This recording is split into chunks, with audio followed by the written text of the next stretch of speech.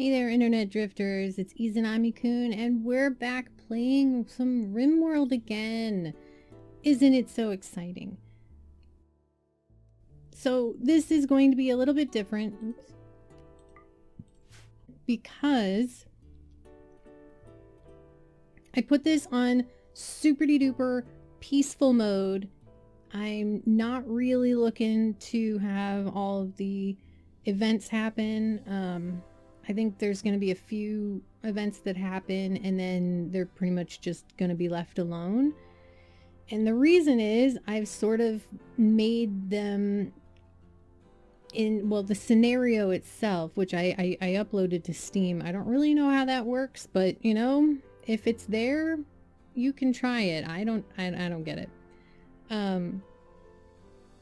So I made the scenario called Drama, kind of to act as an interplanetary reality show sort of thing. So I gave them a whole bunch of good stuff. I gave them, you know, plasteel plate armor. I have one marine armor set because I have a bio-coated Persona monosword that hasn't bonded yet. It's not actually bio-coated, but they bond because of the Persona inside. And I figured whoever gets that should probably get better armor, just because. I gave them a bunch of medicine, a bunch of food, wherever the hell that went off to. I don't know where it is, but it's somewhere in here. Or at least it should be. I gave them 4 muffalo to start out with because you need something to eat, to farm and everything. And this, you know, 4 of them makes abso-fucking-lutely sure at least one of them's female and at least one of them is male. Oh, that's what, that's where it was. It hadn't come down yet. So yeah, lots of food. I gave them, you know, some decent weapons, not the best, but, you know, something that they can handle their own if they come into any trouble. And basically what we're going to do here is we're going to watch what they say. So it's going to be kind of a slower series where we're going to watch their log and watch their social stuff as they talk to each other and as they do things behind the scenes that normally playing a RimWorld game you wouldn't really be too concerned about. And we're gonna try to use that for story purposes, basically. Because in one of the videos, I don't know, I don't remember which video it was. I'll try to find it and put the link in here somewhere. I noticed that they have some real interesting conversations. And so we're going to do a little series based on that. And if it doesn't pan out, then it won't be a very long one. But it might end up being really fun to watch them because they have ridiculous conversations about things that you're just like, why would that ever be a thing that you would converse about? But I know for a fact that those sorts of conversations happen in real life where you have that same reaction. Like, why would you even have that conversation? It happens, man. It happens in real life. I don't know why, but it does. We just think of stupid things that never in a million years would somebody else ever think to say that thing, but you did, or he did, or she did, or they did, and suddenly we're talking about this ridiculous thing that no one would ever believe that we were talking about legitimately. So, with that in mind, I'm going to continue starting the beginning of this. I didn't really walk you through all the beginning processes because that can be kind of boring. Oh, also I have a few mods added to this whole scenario thing. I will give you, I'll probably put up on the screen right about there, a list of the different mods that I'm using. It's not a whole lot, it's just enough to make the game a little bit more interesting. So, we will continue from here. Okay, I've got things set up a little bit. I mean, I'm not very far, but I've got a nice little building, a place for them to take the stuff, take the iron. Goodness. I have an animal area right there that all the muffalo are about to go to, and I'm going to have them equip their weapons. I'm saying all of this in preparation because unlike a normal game, I'm not just going to let it play. I need to watch what they do. They're right next to each other. They're all going to be talking, and all sorts of shit is going to go down as soon as I press play. I don't know what, but something. Somebody's going to say something to somebody, and it's going to be ridiculous. So we're going to see what happens. Here we go.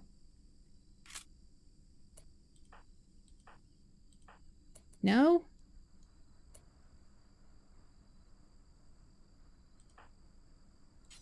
Equip that.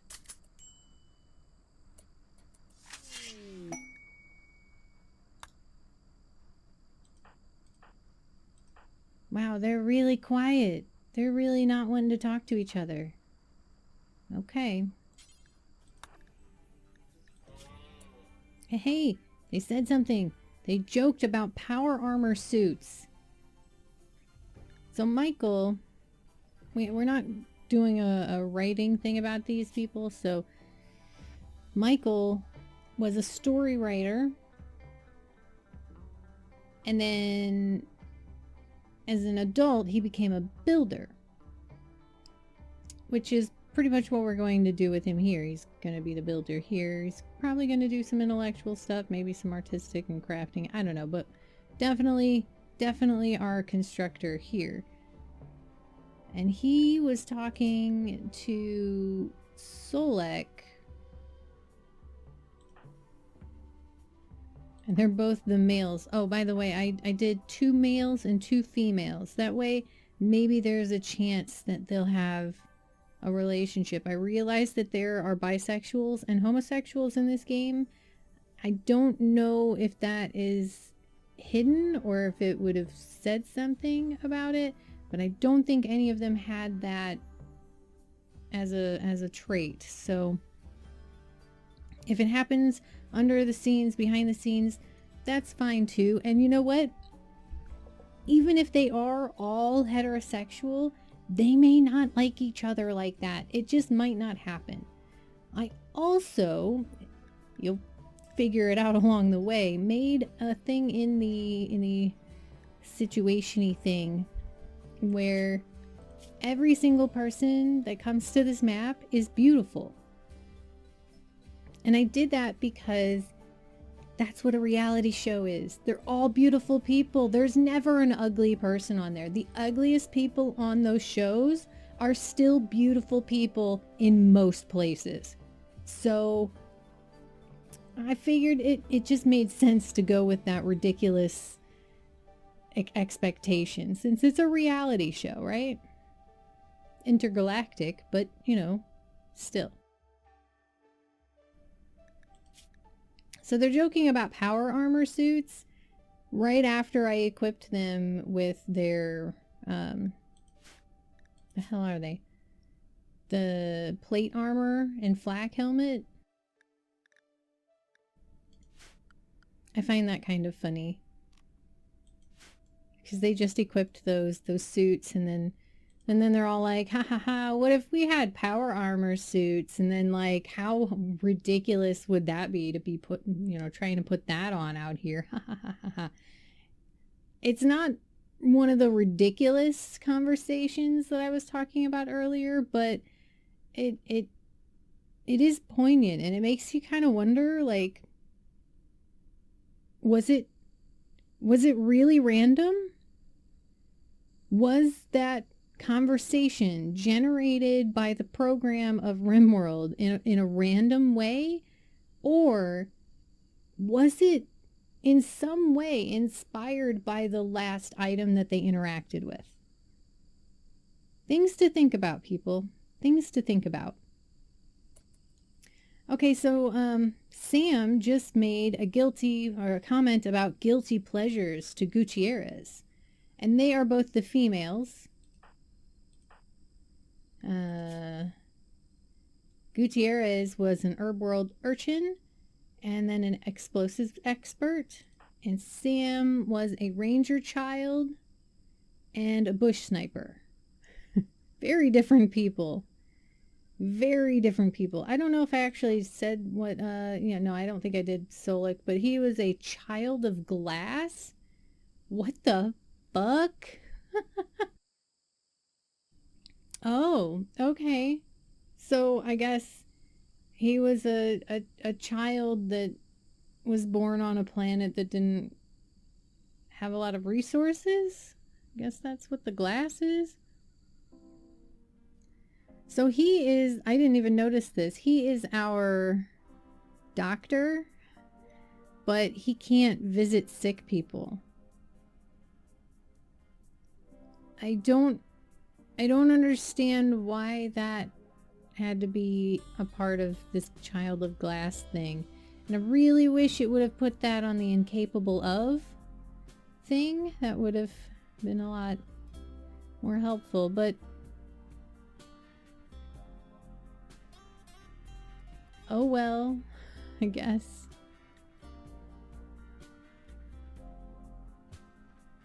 I also have him set to fishing, I think. Solik. Oh no, it says he can't fish. But he can doctor, so he just can't cheer them up, I guess.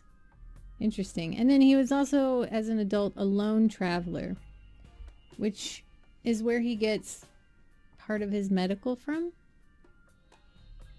Solik is a very interesting character. I will say that. Huh. Anyway, so Sam and Gutierrez are over here talking about guilty pleasures. I wonder what their guilty pleasures are. Or what they were, because they won't be the same here, you know? This is not it's not the same place. It's kind of like when people on reality shows like come from regular cities and then they like go to some backwater foresty area or one of those like island places. They're not gonna have the same life there. They're not gonna have the same guilty pleasures. So it's sort of like they're doing the meet and greet thing. I guess that's what this episode is the meet and greet. Ha ha ha ha. Wouldn't it be funny if we had power armor instead of this crap? Oh, here, what were your guilty pleasures before we landed down here? Ha ha ha. Let's get to know each other. But they're all kind of already friends with each other. Except for Gutierrez and... who the hell's Joshua? Oh, that's your sister. Not on the map. Got it. So the rest of them are all... I mean, they're already friends, but they're all also physically stunning. So they got that with no effort. Because they're all beautiful and they all crash together. So they're all, and I guess this is kind of what it's saying, they're all superficial people who really only care about each other based on very superficial things. And obviously that's not true about all beautiful people in the real world, but I'm just saying this is what we're setting up for our reality TV show here. Reality RimWorld. I think that might be what this series is called. Reality RimWorld.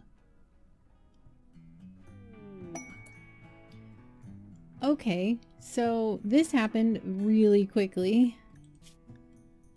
Solik charmed Sam by telling a story about bell peppers. Sam became aroused and agreed to become Solik's lover. So much there. There is so much there. What the hell do you have to say about bell peppers? Leave it in the comments if you have a romantic story about bell peppers that makes this make sense. That would be amazing. But from where I'm standing, what the hell does bell peppers have to do with becoming aroused and then charming somebody to become your lover? What? What? Bell peppers. I mean, I know that there's pictures of bell peppers on the internet that are all like, it's all curvy and shit, you know? Like, but is that really romantic? I mean, I thought that was just kind of funny, maybe a little lewd. Not so much romantic, not enough to arouse somebody. Oh my god.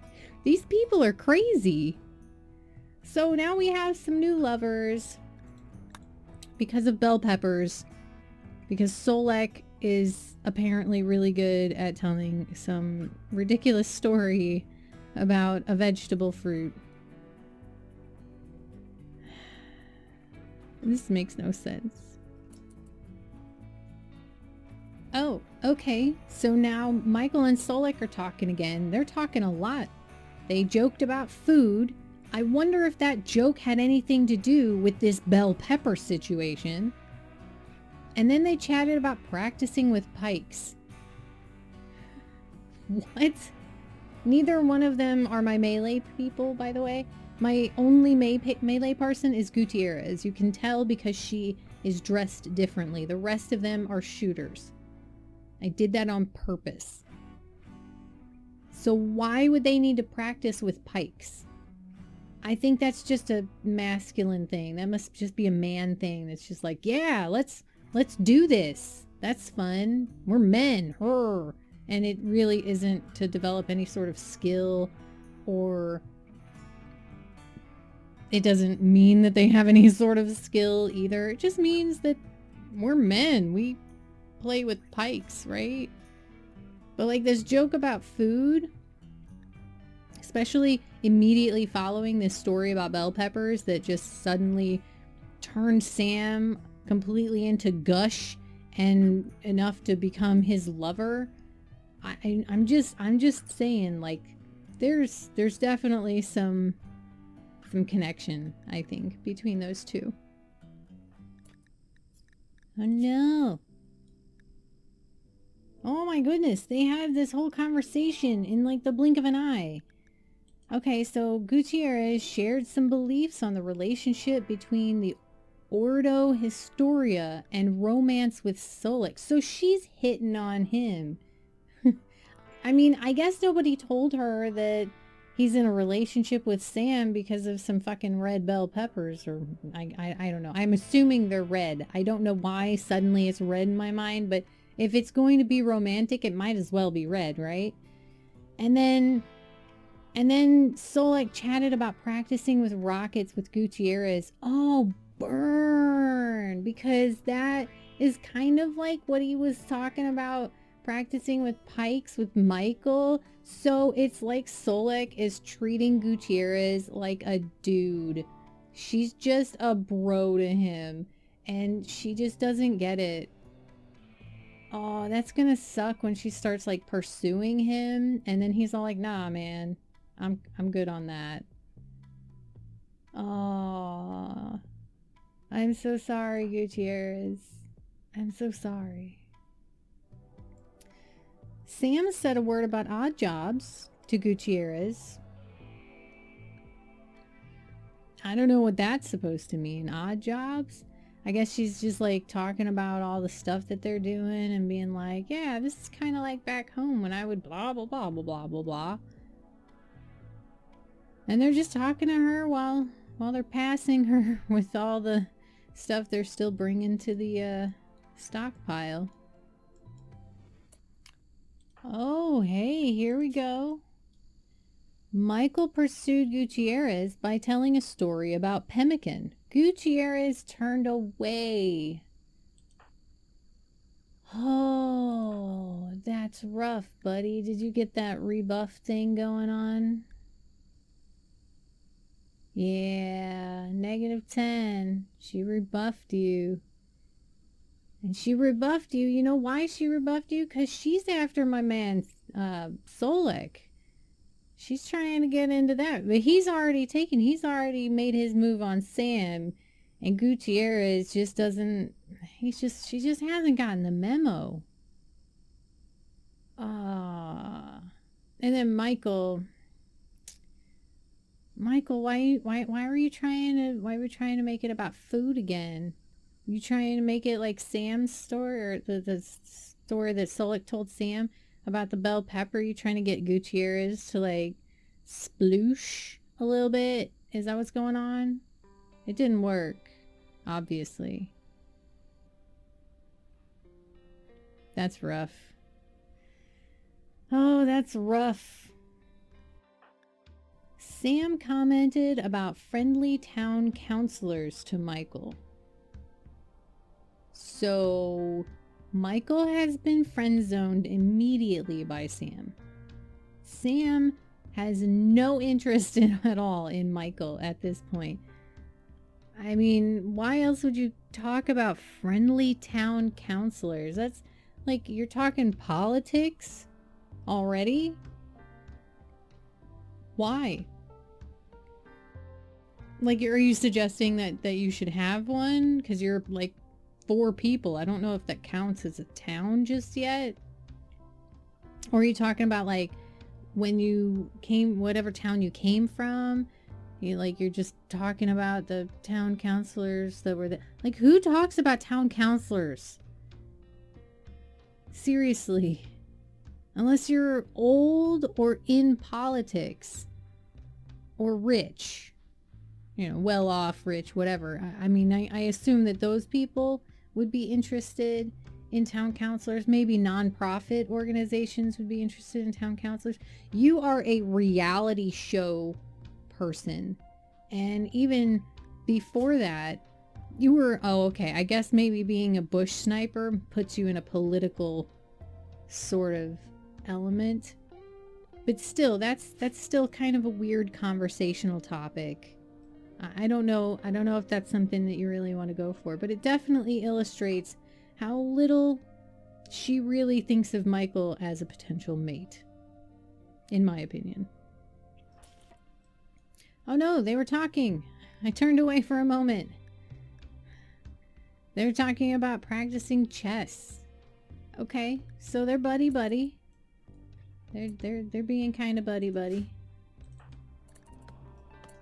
Michael said something about drunkenness to Gutierrez. We don't know what he said about drunkenness, but it definitely was something. So he's trying to be all cool about being snubbed earlier and be like, yeah, you know, I like to get drunk, or, you know, maybe I don't like to get drunk. I'm not really sure. It's something about drunkenness. It doesn't really say positively or negatively. I'm gonna guess, though, since Michael is not... he's not one of those teetotalers or whatever, that he probably said something positively about drunkenness, like, ha ha ha, drinking is fun. We should get together and do it sometime. Or maybe not even that last bit. Maybe it was just, hey, drinking is fun. Trying to salvage it. I get you. I get you, buddy. What are they talking about? Solik and Michael chatted about taming crabs. Taming crabs? Why would you tame crabs? Can you tame crabs? I'm not sure that you can tame crabs. I don't think crabs can be... I mean, I guess this is a different world, and maybe there are different kinds of crabs that can be tamed, but I've never heard of being able to tame crabs. I might have to look that up. Maybe they can be tamed. That's kind of interesting. That would be a conversation I wish I was a fly on the wall to overhear, or maybe be one of the people to be part of it. That would be interesting. I want to talk about taming crabs. Oh, I missed her passing by Gutierrez. They quipped about friendly tailors. So they are well off. I'm sorry, but as somebody who has come from lesser means, you don't really have a tailor unless you have either a really nice dress, like a wedding dress or a prom dress, or if you are well off. And if you are well off, like if you know this tailor enough for them to be friendly. Like, they're not just some random tailor that you saw once and then you don't really remember much about them, then you're probably well off. So she must have done really well for herself as a sniper. I am scared. I am very scared for everybody else. She's more than she seems. I'm just saying.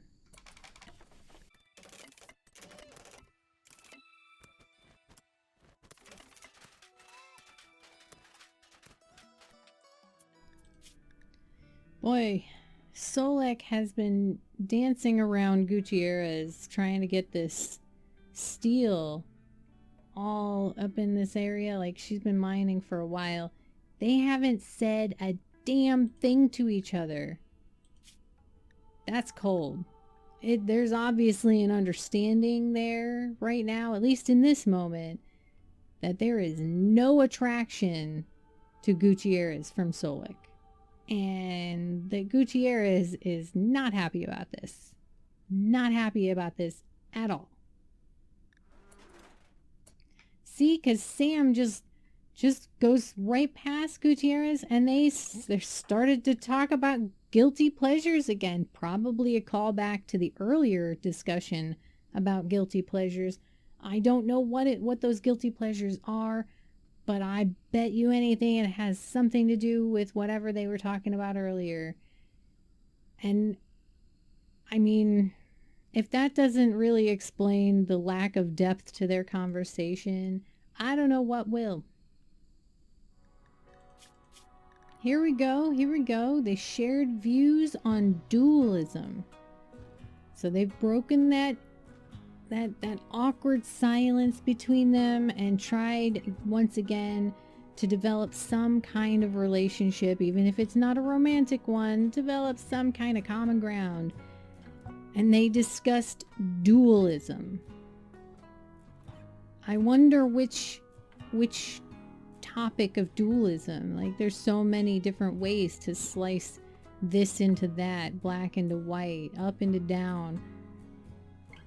I don't know. I mean, I assume it's just everything, but that sounds like a conversation I would have. I'm just saying. I'm glad that they overcame that uncomfortable silence that they were both enduring. Oh, I didn't notice. Gutierrez also quipped about savory foods with Solek. So, okay, so she's picked herself back up and she's like, you know what? I'm not going to let this get me down. Maybe it's not you, but it will be somebody. I don't need you, Solek. I don't know why I suddenly had like a sassy sort of tone of voice there, but I kind of feel like that must be how she is. I mean, she is carrying around a sword that can talk to her, I assume. It's got a persona, so it must be able to communicate with her. She probably talks to her sword. It's probably a little weird and off-putting, but nobody talks about it and nobody really acknowledges it. Alright, and now they are sleeping. This is their first night. We got the main area built. Most of them are greedy for an impressive bedroom, so we'll have to figure out how to get on that as soon as possible. Otherwise, they're going to get real fucking bitchy real fast, I'm sure.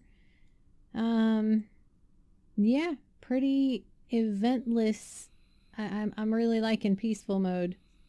It is a lot easier to get to know these people when there's not all sorts of shit happening and fire burning down the whole goddamn forest and people shooting at us and trying to defend against fucking robots. And it's crazy, man. Not like peaceful mode is perfect, I think, for the day-to-day drama of the people.